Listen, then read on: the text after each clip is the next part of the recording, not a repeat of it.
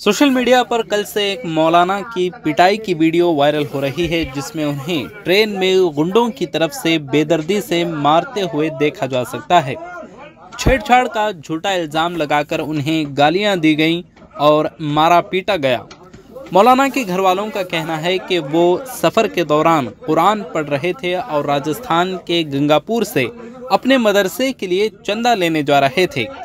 मुल्क में सफर के दौरान कोई भी इंतहा पसंद दहशतगर्द किसी मुसलमान को देखकर उस पर हमला करना अपना हक समझता है। इस वीडियो में भी कुछ ऐसा ही हुआ है। एक औरत ने एक बूढ़े मुसलमान पर छेड़छाड़ का झूठा इल्जाम लगाया। उसके बाद हुजूम ने बूढ़े मुसलमान पर हमला कर दिया। आए दिन मुल्क के मुसलमान पब्लिक प्लेसेस में अब अपनी जान बचाने के लिए जिद्दोजहद कर रहे हैं। सफर के दौरान ट्रेनों में मुसलमानों को दिन दहाड़े लिंच का सामना है।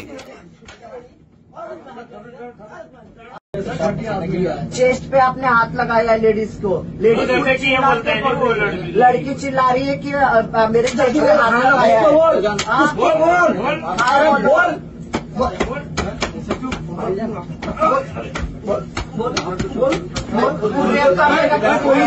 पुलिस को बुलाइए, पुलिस को निकालो लोगों को। बुजुर्ग आदमी है, बुजुर्ग नहीं